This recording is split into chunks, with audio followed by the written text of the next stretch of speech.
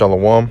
First and foremost, I want to give all honor, glory, and praise unto Yahweh, Bahasham Yahweh Shai, Bahasham Rakakwadash. Double honors to our apostles and our elders of Great Millstone for teaching us His truth to rule well. All right, I was watching a little bit of the elder brother Manat Sakba, his YouTube channel, GMS. I believe it's Walk and Talk. What's it called?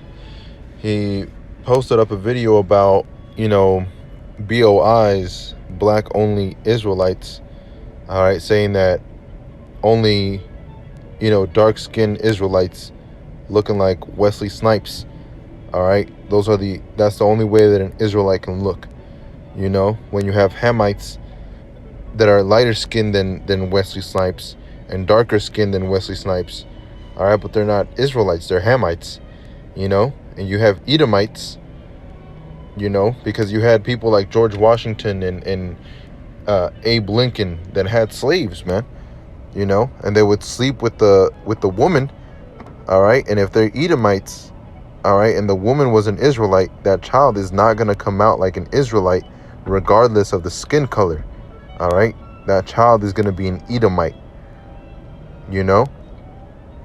so you have a lot of Jakes out there, so we say Negroes, Latinos, Native Americans, but it's really, targeted for the ones that feel this word,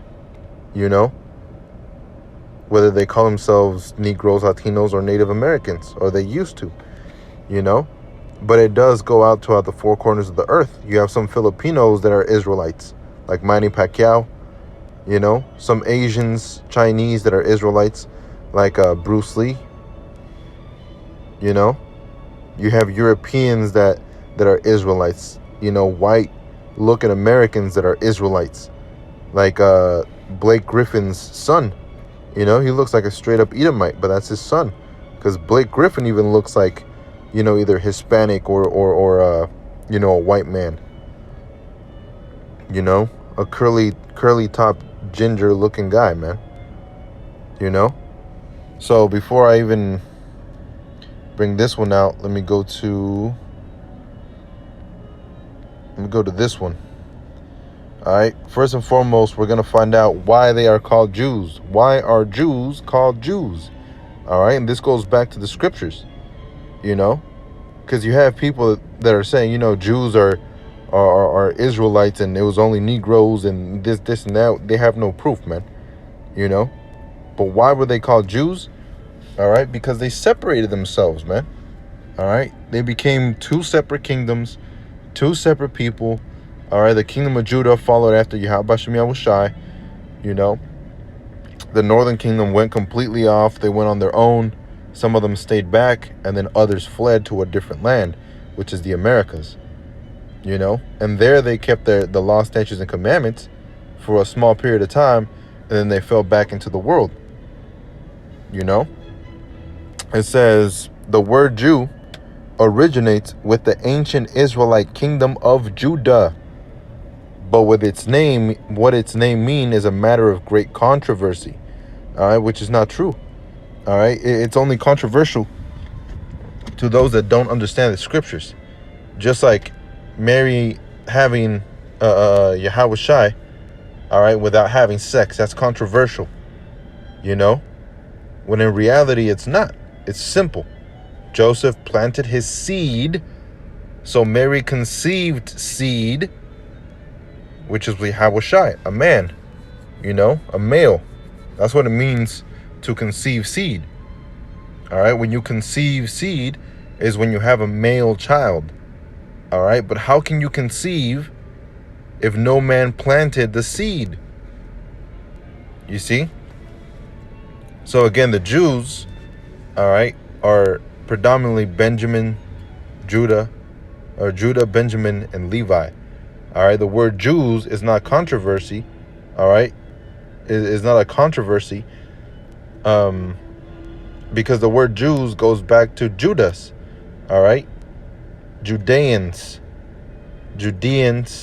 all right, which the word Yah in the Hebrew is he in the beginning of a the suffix of a word, he, and in the no the prefix, Salaki, the prefix of a word, the word Yah, or the character Yah, all right, is it means he, and the prefix or the suffix, which is the end of the word Yah, is belonging or personal. You know, I spoke to a Hebrew, I guess you can say instructor. You know, she teaches Hebrew here in Austin, Texas, the University of Texas, of Austin, Salakia, UT. Well, yeah, University of Texas here in Austin. But she teaches Hebrew, and you know, we were kind of going back and forth a little, and she was like, "Do you speak Hebrew?" And I was like, "I don't speak Hebrew." You know, being what's that word? Wise as a serpent, but harmless as a dove. You know, I'm not gonna come out and be like, you know what, you know, that language over there is a fake language, and this, you know, you don't have to cast your jewels upon swine, man. You know, so I was like, a little bit. I like the fact, you know, I was just trying to get information from her, really, and I was like, I like the fact that the yod, all right, which is what they would say, the yod at the end of a word is a personal. And she was like, yep, that's right.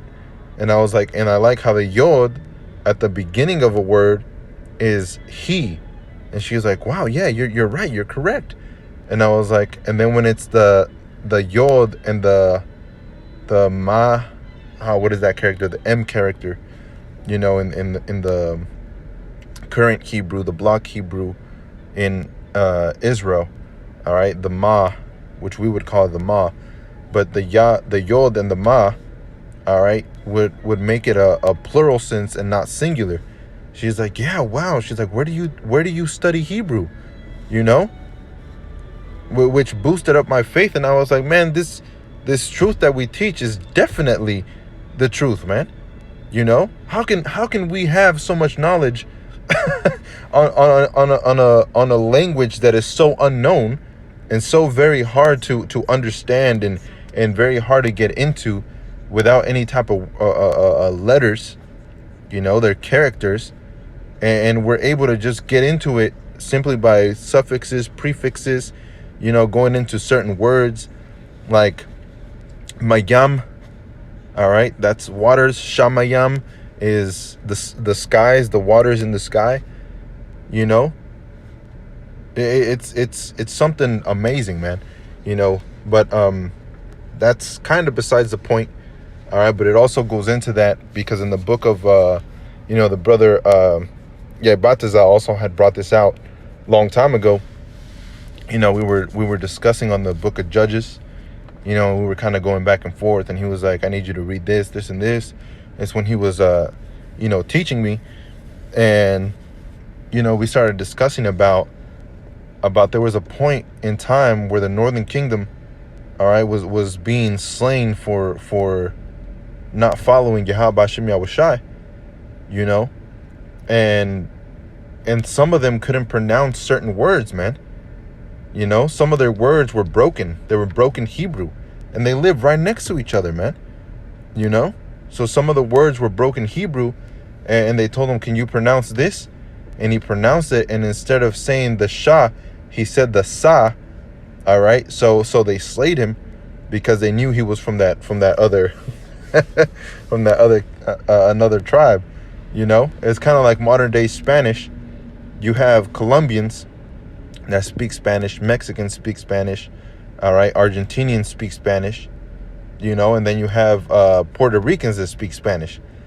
Those Puerto Ricans, man, when they get into their Spanish, you can hardly understand them if you speak Mexican Spanish, you know, the way that they start bringing out the oye chico, you know, the way that they speaking, all right, it sounds different, man, like a different dialect of Spanish, you know. And then you speak to the Argentinian, che, you know, the way that they say this and that and vos, and the way that they're speaking, it sounds different from regular Spanish. And then when you go into Mexican Spanish, which is diverse from them too, all right, you have You have, slang in Spanish that just goes completely off the charts, man. You know, almost unrecognizable Spanish. You know, so the same thing with Hebrew. You had Hebrew dialect, all right, and you had broken Hebrew outside of that Lashon Kodash, the Holy Tongue. You know, and it's a known fact. You see, you have Aramaic, which is a dialect of Hebrew. All right, so you have the word Jew originates with the ancient Israelite kingdom of Judah. You know, there's no controversy there. It's straight to the point. Jew, Judah. You know, so let me go to the scriptures. And up here, Strong's H3062, they say it in the Aramaic, Yehudai. All right, Yehudai, which is Aramaic. And again, Aramaic is a dialect of Hebrew. All right, so a broken down way of saying Yahawada. All right, Yahawada, which is the root word, you know, Yahawada. And see how they say Yehuda, but we say Yahawada. Why? Because it makes perfect sense. The Most High's name is not Yehu. All right, it's not Yehu. You know, it's Yahweh. You know, so Yahawada, Yada means thanks or thanks be. Yada, Yahweh is the name of the Most High. Yahweh, Yahawada means thank the Most High. All right, so the word up here, Strong's H3062, is Yahawada. All right, but then there's a ya at the end, which makes it personal. You know, so it's Yahawad Ya, Yahawad Ya. You know, which is a Jew. All right, but when you go to the word Yahweh, all right, Yahawada, all right, which is Judah. All right, the territory of the tribe of Judah. You know, which corresponds with Jewry, Judea, you know, because it goes to the tribe of Judah. So going back again, Yahawada, Yahawad is a Jew, which means what? I'm from the nation or the kingdom of Judah. All right, which is what this is going into. Why are Jews called Jews? Because it goes back to the word Judah. You know, you had the northern kingdom and the southern kingdom. The northern kingdom is the kingdom of Israel. The southern kingdom is the kingdom of Judah. In the southern kingdom, you had Judah, Benjamin, and Levi. So they called themselves Jews because they belong under the house of Judah. You know? And you had the northern kingdom calling themselves Israel. Why? Because they were the kingdom of Israel. It's simple, man. You know, there's no controversy. But it says it could even mean thank God. Why? Because it goes back to Judah. Yahweh, Yada, Yahawada. Thank the Most High, Yahweh. You know? So going back, the word Jew ultimately comes from Judah, an ancient kingdom centered in Jerusalem in 2nd century BCE, which means before Common Era or before Christian era. But how did the kingdom's Hebrew name Yehuda, Judah in English pronounced Yehuda, beget Jew? The earliest reference to the kingdom of Judah is in the clay tablet found in Nimrud, the capital of the mighty Assyrian Empire, and now a heap of ruins in northern Iraq after ISIS obliterated the ancient city.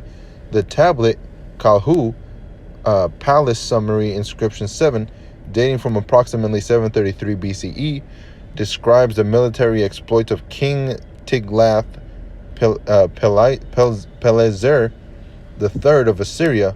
On this list of the kings of kingdoms he vanquished is Jehoahaz of the land of Judah. All right, of the land of Judah. So they were what? Jews. Just like people born in the Americas are what? Americans, right? America, Americans. Judah, Jews. You know, out of Mexico, Mexican. Out of France, French. So out of Judah comes Jews.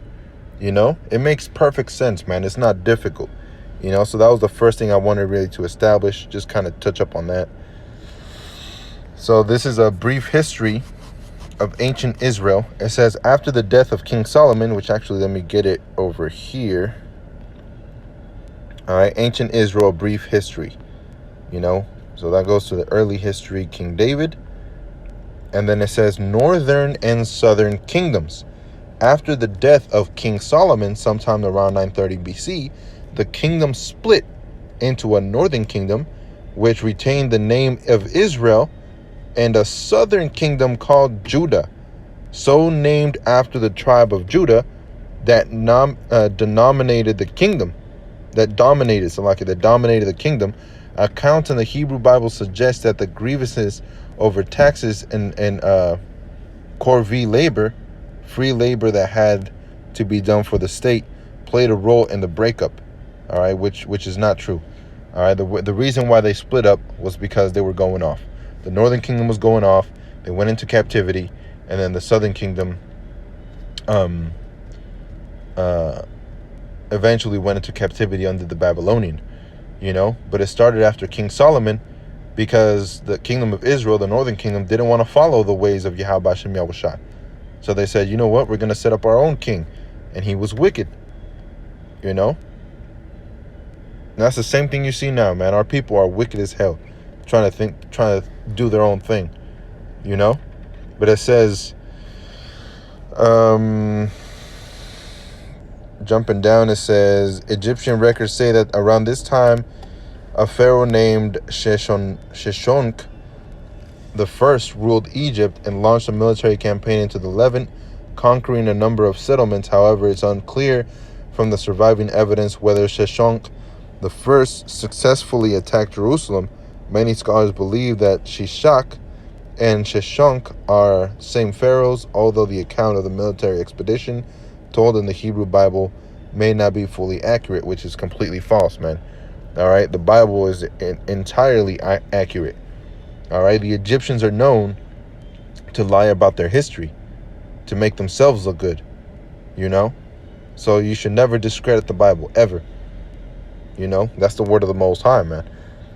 So going back to Judah, it says, be it known unto the king that the Jews, all right, Ezra 4:12, that the Jews came unto which came up from thee to us are come unto Jerusalem, building the rebellious and the bad city, and have set up the walls thereof, and joined the foundations. Be it known now unto the king that it is that this city be built, the walls set up again. Then will they not pay toll, tribute, and custom, and so thou shalt damage the revenue of the kings. You know, because the Jews, Judah, Benjamin, Levi, all right, started building up the kingdom again. You know, but it wasn't all of Israel. You know, and that's what the Most High is going for, all of Israel. You know, essentially that's what it's going to lead to. You know, but in the book of Revelations, it tells you about the 12,000 out of each tribe. Revelation 7:5. Let me go. I heard. This is Revelation 7:3, saying, hurt not the earth, neither the sea, nor the trees, till we have sealed the servants of our power in their foreheads. All right, which is what? Through their minds, the renewal. All right, this baptism, this water, this oil, this word, this milk, this doctrine, this truth. All right, that's how we're going to be sealed. And we'll go into that word sealed. All right, because you have people that are saying, you know, that word sealed there is talking about a chip also, which is not. Saying, hurt not the earth, neither the sea, nor the trees, till we have sealed the servants of our power. Sealed is to set a seal upon, mark with a seal, to seal for security.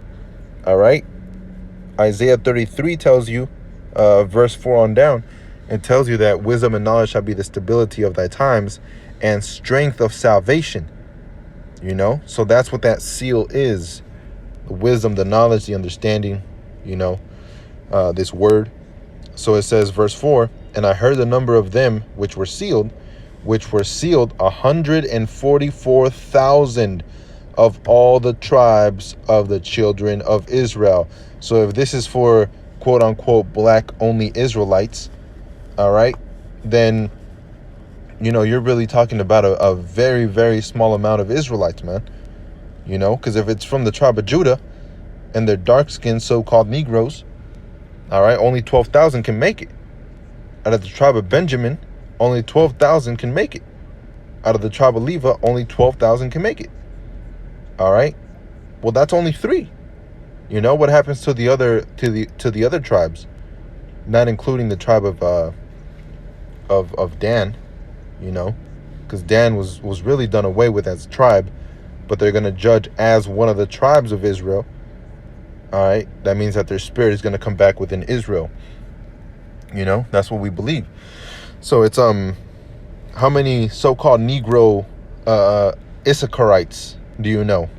How many so-called Negro Ashers Asher do you know? You know, Asherites. How many so-called Negro Gadites do you know? You know? You have to understand what the Most High is about, man. You know, the Apostle Gabar had made a comment a while back, you know, maybe last month, maybe a month and a half. Salakia. And he made mention the Most High is a great artist. You know how Jake gets into their artistry and they get into their type of creativeness. Well, they got that from the Most High.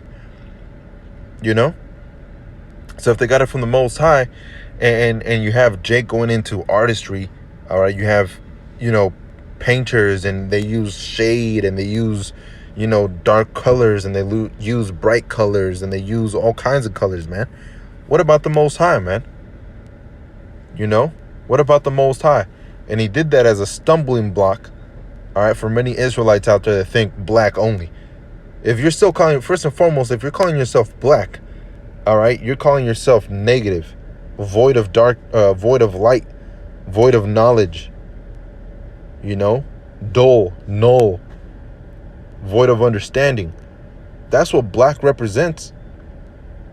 You know, that was a byword given to you, man. The same thing with the word Jews. You know, those were bywords. So it says Revelation 7 and 5, and again verse 4 talked about all the 12 tribes, 12,000 out of the 12 tribes of the children of Israel. All right, so you show me what tribe you're from.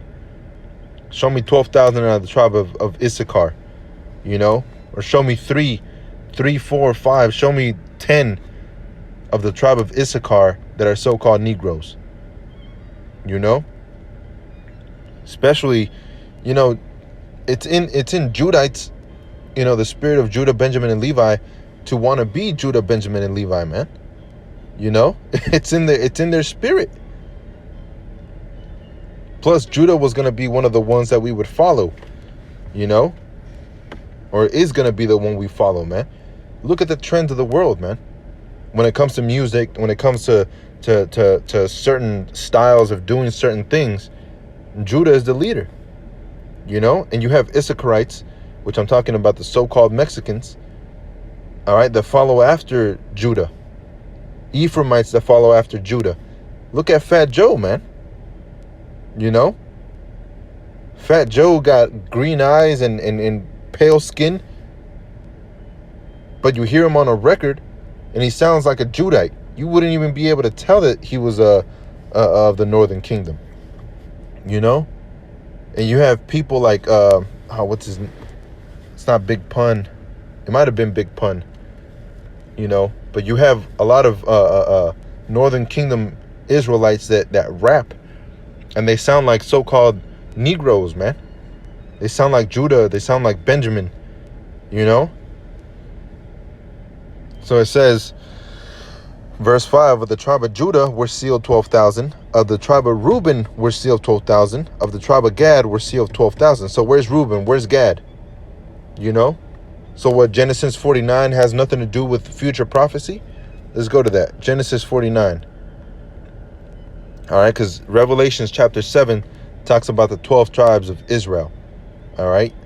And that's the 12th tribe chart that we carry. You know? So Genesis 49 and verse 1. And Jacob called unto his sons and said, gather yourselves together, that I may tell you what shall befall you in the last days. Let's look up that word last days, man. Because you have a lot of people that are mistaking that and saying, you know, last days is just talking about later on. It's not talking about the last days. Bunch of BS, man. Last, after, end, issue, event, latter time, prophetic for future time, posterity, last. Let's look up that word last. What does last mean? Does it mean first? Let's look it up. Oops. Rearmost, closing. And right now we're in closing time, man.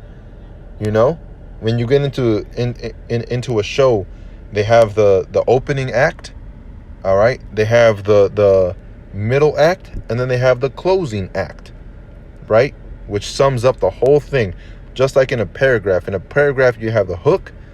You know, you have your statement. You have your what is it? Your what is that called? Your thesis, you know, and then you have your conclusion. And your conclusion is what? Your closing act. You know? That's how you tell a story. And the Most High is telling you a story right now. Through the scriptures, he's telling you a story. Way before we started going out to the highways and the byways, the Most High prophesied, the Most High declared that we would go out to the highways and the byways. So this is a script. Just like in a movie, you follow a script. We're following the script, man. You know? Coming after all others in time or order. Final. You see that? That's what last means. You know? That's what latter means. Latter times, the latter days. You know? The last days is talking about the end. It's not talking about, you know, later on and, you know, and whatever kind of madness you're spewing, man. It says, and Jacob called his sons, against Genesis 49 and 1. And Jacob called his sons and said, gather yourselves together, that I may tell you that which shall befall you in the last days. Gather yourselves together, and hear, ye sons of Jacob, and hearken unto Israel your father. You know? And then it goes into the tribes, man. You know? So tell me, let's go to some, you know, one that I know very close, which is the tribe of Issachar. You know, because I'm from the tribe of Issachar. But it says, Salakia,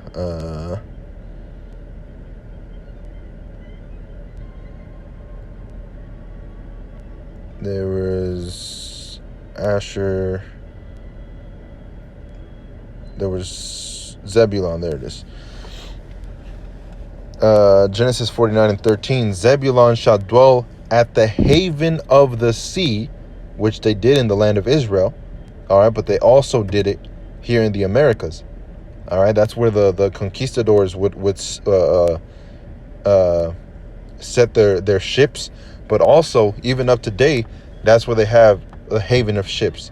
You know, they go into certain levels to have the ship cross through instead of going all the way around the Americas or all the way around the other side of the world. What they do is they cut through the Panama Canal, I believe it's called. You know? It says, and shall be a haven of ships, and his border shall be unto Zidon. All right? Issachar is a strong ass couching between two burdens. You know? So where's Issachar now, man? You know? These are things that are going to befall Issachar in the last days. So where's Issachar in the last days, man? Where's Zebulon in the last days? You know? If you don't believe in the doctrine from One West, in the doctrine that Yahweh Bashem Yahushai gave us, you know, then you can't use that you're a Judite. You can't use that you're a Benjamite.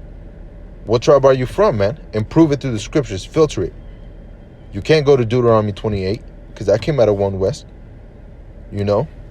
So who are the tribes? Who are the tribes of Israel, man? You know? And break this down for me, because that means I don't understand what's going on, man. What did I say? Oh, Salakia. Go back. 2nd Ezra, chapter 13, and down to verse 40. And it says, those are the 10 tribes which were carried away prisoners out of their own land in the time of Hosea the king, whom Salmanassar the king of Assyria led away captive and carried them over the waters, and so came they into another land. All right, now that part right there in verse 40, another land, is not talking about the Americas. All right, that other land is talking about the land of Assyria. You know? But when you read down, it says, but they took counsel among themselves that they should leave the multitude of the heathen. All right, let's look up the word heathen. You know, because some people just don't understand, man. Heathen. Leviticus 25 and 44. Both thy bondmen and thy bondmaids, which thou shalt have, shall be of the heathen that are round about you. Of them shall ye buy bondmen and bondmaids. All right, so this is not talking about the nation of Israel. So let's go into that word heathen. Gawaya, which is a nation. All right, that's all it means. Gawayam is nations. Gawaya is nation. All right. So it says,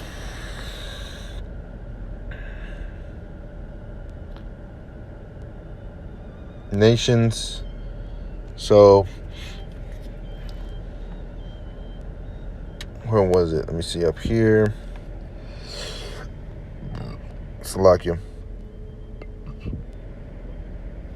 Apparently from the same root as gawa, which is the back, behind. Gawa means the back, in the midst. All right, in the midst of Israel. All right, you had these other lands and you had these heathen, which means other nations, you know, outside of Israel. So when you go to 2nd Ezra 13 and 41, it says, but they took counsel among themselves that they would leave the multitude of the heathen. All right, the multitude of the other nations outside of Israel. All right. So outside of Israel is what? The Canaanites, the Ammonites, Moabites, all right? The Hamites, all right, which the Canaanites are Hamites.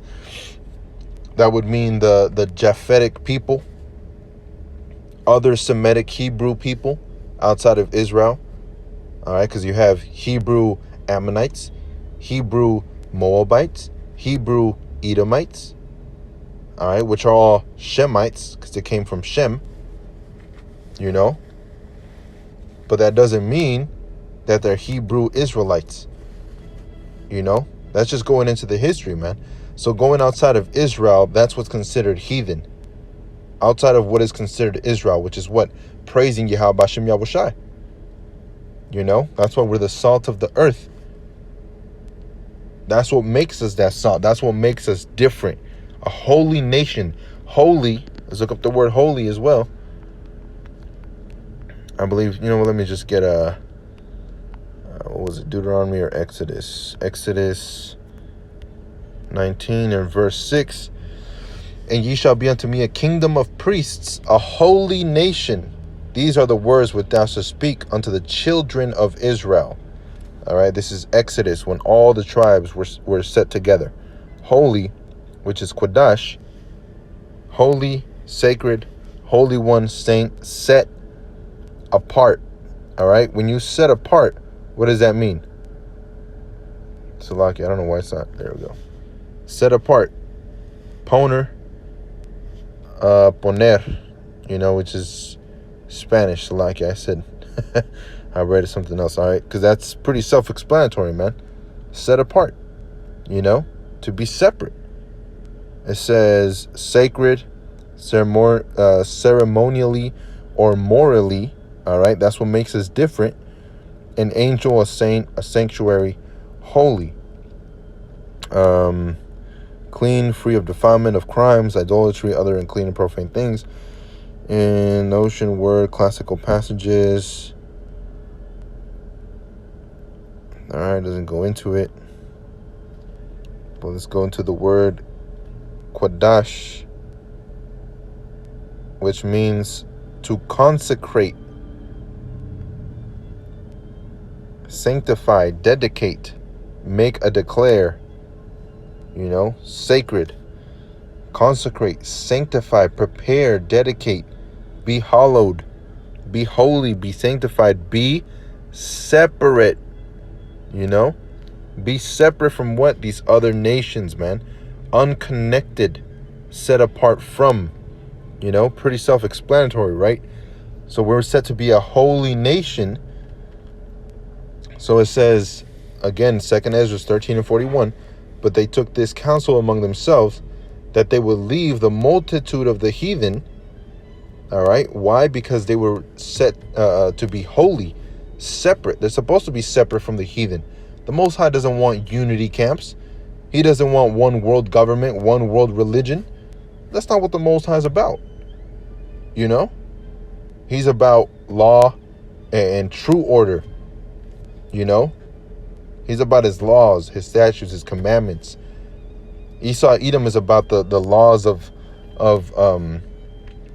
justice. That's what that's all he's about, man. Let me get that, and I'll come back to 2nd Ezra.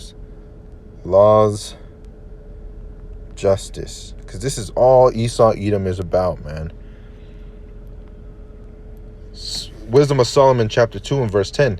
Let us oppress the poor righteous man. Let us not spare the widow, nor reverence the ancient gray hairs of the aged. All right. Let our strength be the law of justice, for that which is feeble is found to be nothing worth.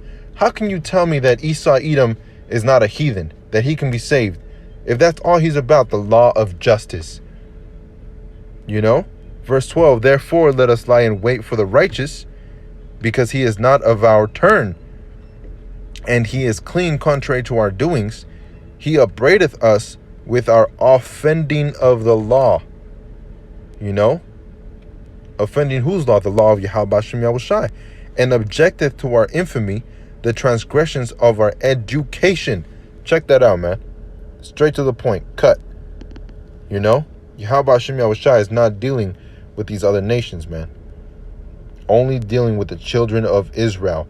So if he's only dealing with the children of Israel, how is it that we have Northern Kingdom, that we believe to be Northern Kingdom, so-called Latinos, Native Americans, so-called Hispanics, Spics? How is it that the Most High has those men out there in the highways and the byways prophesying the downfall of Esau Edom, prophesying the upbringing of Israel, if the Most High is not dealing with these other nations? Let me get the book of Amos.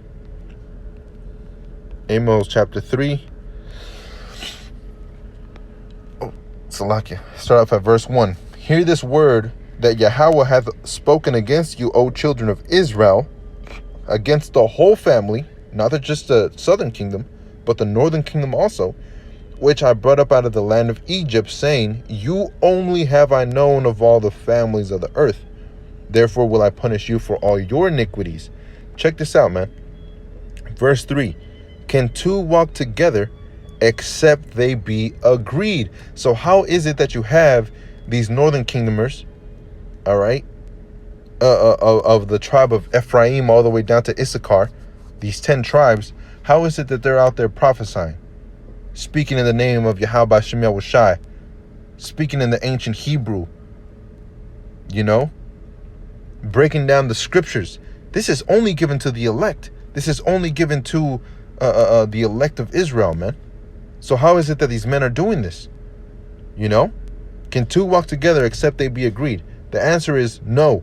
Two cannot walk together except they be agreed, man. And you need polar opposites. Scripture talks about how the Most High created things in two. The positive and the negative, man. You know? The positive with the negative. That's how it works. You know? That's why you don't have two right feet, two left feet. Because if they walk together at the same time, you're going to trip and fall. You have to have a balance to it, right? So you have a left foot while you have a right foot. You see? When you're not coordinated correctly and you don't know how to dance, they say what? You have two left feet. You know? You don't know which way to go, man. So can two walk together except they be agreed? Answer is no. Two cannot walk together except they are agreed. You know? If they're agreed, then they can walk together. You know, if they're in synchrony. So how do you have Northern Kingdomers, you know, like myself of the tribe of Issachar, going out to the highways and the byways, man? Brothers in LA breaking down the scriptures. Brothers in Mexico breaking down the scriptures. You know? Brothers in South America breaking down scriptures. How is that possible, man? You know? It wouldn't be possible. You see? So 2 Ezra 13 and 10. But only I saw... Salaki, let me go back down to 41. It says, but they took counsel among themselves that they should leave the multitude of the heathen and go forth into a further country where never mankind dwelt. Now, Africa, they say that all the kingdoms are, you know, the tribes, the 10 tribes are in Africa. You know? How is that possible, man? When the Hamites have dwelt in Africa for thousands of years. How is that possible? You know? It's not possible. You know? They didn't inhabit all those lands, man. You had Hamites, all right, that inhabited the land of Africa, and you had certain Israelites, all right, that inhabited certain parts of the land of Africa. You know? But it was Judah, Benjamin, and Levi predominantly that dwelt within those lands. You know? It wasn't, and even at that, just Judah, Benjamin, and Levi alone, you see how they filled up the western borders of Africa, man. That's only 3. You know? 3 of what really is 13. Imagine the other 10. You know? We would have done taking over the whole continent, man. Especially as fast as Jake likes to repopulate, man. You know? You got 40-something thousand so-called Mexicans, 40-something thousand million, Salakia, 40-something million, 40-something million here, 40-something million there, 20 million here. You know, you got Israel all over the place, man. And we populate quick. You know? That's just a Jake thing to do, man.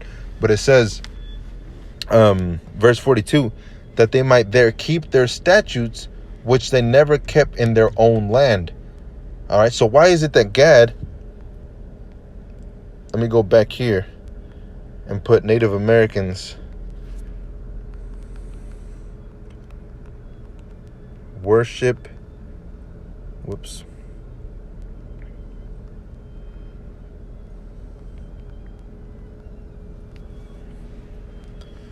Native Americans use the moon to tell time by counting from one new moon to the next.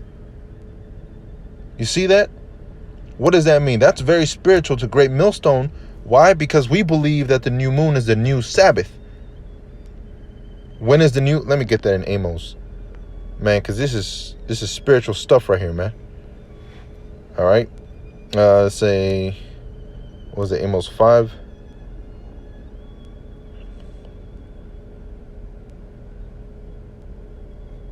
When is? Might have been Amos 8. Yep, Amos 8 and 5, saying, when will the new moon be gone, that we may sell corn? Now, why do they care about the new moon? Because the new moon is a new Sabbath. And the Sabbath day, you can't buy or sell, and you can't do any manner of work, right?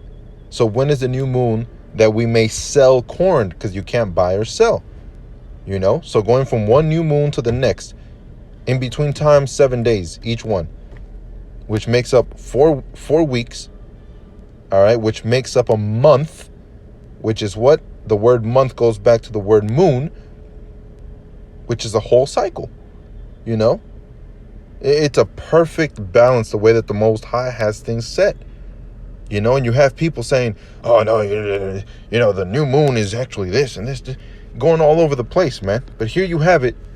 All right, the so-called Native Americans believe in this doctrine. Native Americans use the new moon to tell time by counting from one new moon to the next, known as a lunar cycle. Point blank, period, man. Straight to the point. You know, how can they follow? Why would they worship every new moon? 7 days after that, why would they worship to a spirit called the Father Spirit, or the spirit of what do they call it? The big spirit, the big spirit. Because that's the Most High, man. Each name is a symbol of what the moon meant to Native Americans by virtue of its guidance and influence in their daily lives. Why? Because by the new moon, you're able to tell times. You're able to tell when the Passover is here. You're able to tell when the Sabbath is here. You know?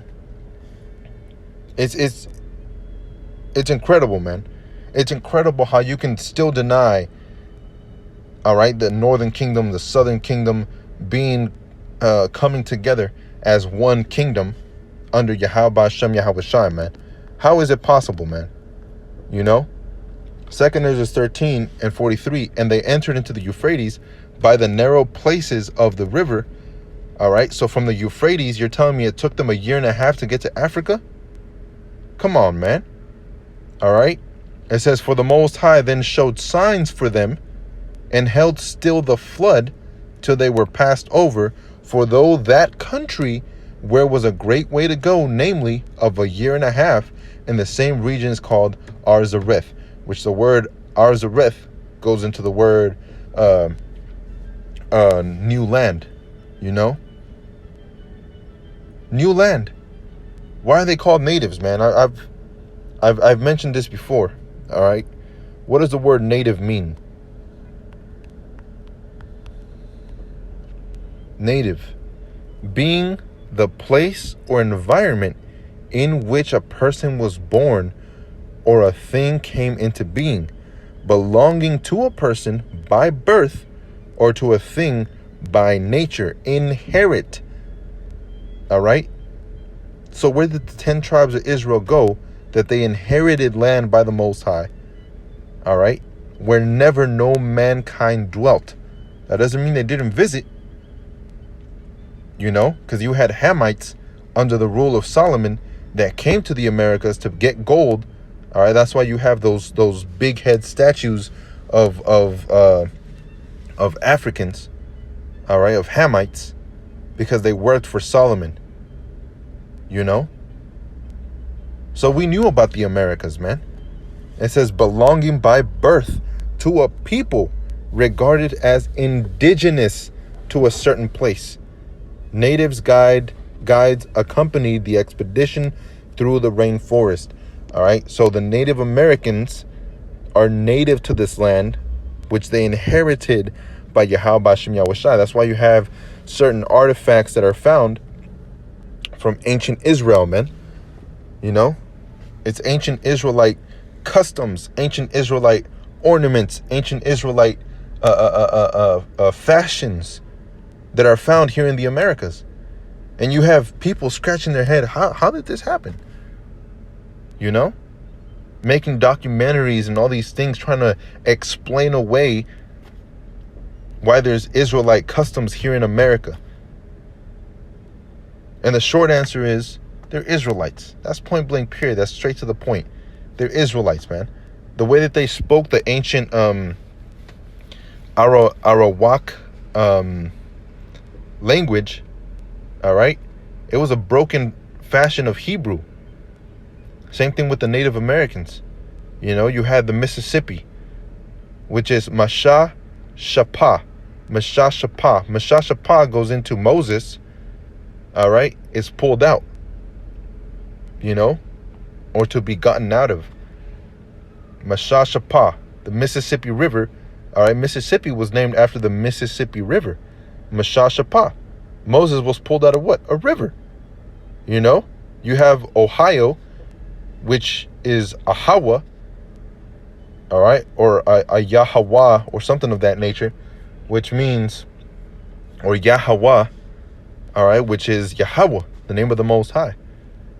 You know, you have certain things of the way that the Native Americans wore the fringes, you know, and by Native Americans, I'm not just talking about North America, all right, I'm talking about Central and Southern. You see, why do you think Jake dominates every sport they get into, man? Every single sport, every single thing they get into, Jake always dominates. You can't fake Israel. You can't fake it. You can't fake it till you make it. You know? You have basketball. The greatest basketball players are predominantly Negroes. You know? You have football. The best players for football is predominantly Negroes.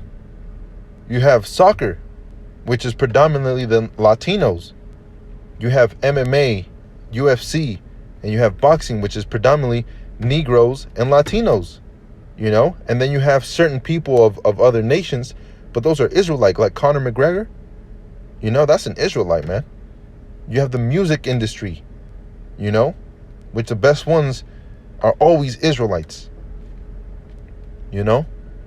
You may have some Israelites in country, but usually you'll have some stupid ass song by these white dudes, man. You know, these Edomites and these other nations. They try to get into what Jake is doing, you know, but Jake is the former of all things, you know. So the most important thing about an Israelite is what? This truth, this ministry, you know. The most important thing about an Israelite is this ministry, man. Let me get that. Revelations 14:4. Let me start off at 3. And they sung it as it were a new song before the throne and before the 4 beasts and the elders. And no man could learn this song but the 144,000 which were redeemed from the earth. All right? Only the elect can sing this beautiful song. You know? Cry aloud, spare not. Show my people their transgression. All right? That's talking about scriptural things, man. You know? It's not talking about just screaming out loud.